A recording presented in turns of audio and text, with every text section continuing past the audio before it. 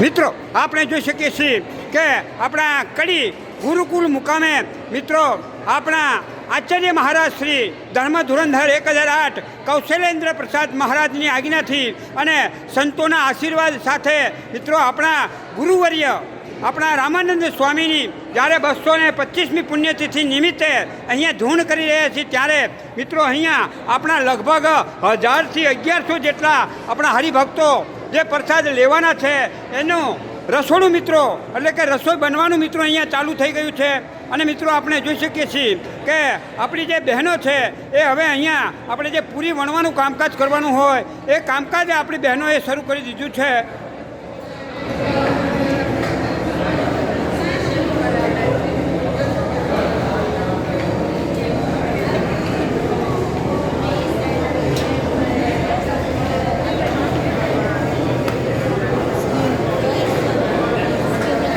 જય સ્વામિનારાયણ. શિલ્પાબેન આવી ગયા છે. મિત્રો અહીંયા આપણે કીધું તે પ્રમાણે કે રસોઈ બની રહી છે. અહીંયા આ આપણે લાડુનો પ્રસાદ મિત્રો તૈયાર થઈ ગયો છે. શાકની અંદર ચણાનું શાક છે, ઊંધિયું છે, તેમાં દાળ ભાત પૂરી ખમણનો પ્રસાદ છે. જો મિત્રો અહીંયા ખમણ તૈયાર થઈ રહ્યું છે.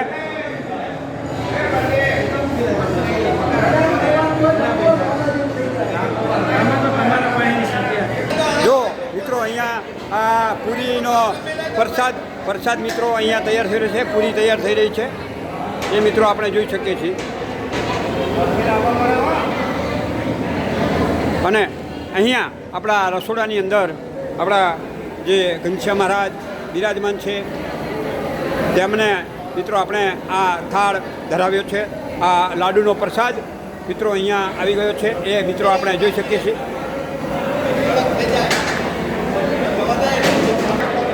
જો મિત્રો આપણા અહીંયા ગુરુકુળની અંદર કોઈ પણ પ્રસંગ હોય અને એની અંદર જો રસોઈયા તરીકે અમારા વના કાકા ના હોય તો એ મિત્રો રસોડું અધૂરું ગણાય. એટલે અમારા વના કાકાની સેવા અવશ્ય હોય જ છે. જો મિત્રો આ લાડુનો પ્રસાદ છે એ લાડુના પ્રસાદના મિત્રો આપણને દર્શન થઈ રહ્યા છે.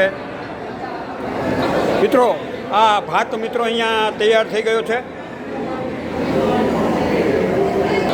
મિત્રો આપણા આ ગુરુકુળની અંદર મિત્રો આ એક મંદિરની નીચે એક એવું ખૂબ જ સુંદર ભોંયનું બનાવવામાં આવ્યું છે કે અહીંયા આપણે કોઈ પણ પ્રસંગ કરવો હોય, ગમે તેટલું મોટું રસોડું કરવું હોય તો અહીંયા આરામથી રસોડું થઈ શકે એટલી મિત્રો આ વિશાળ જગ્યા છે. બોલ સ્વામિનારાયણ ભગવાન કી જય.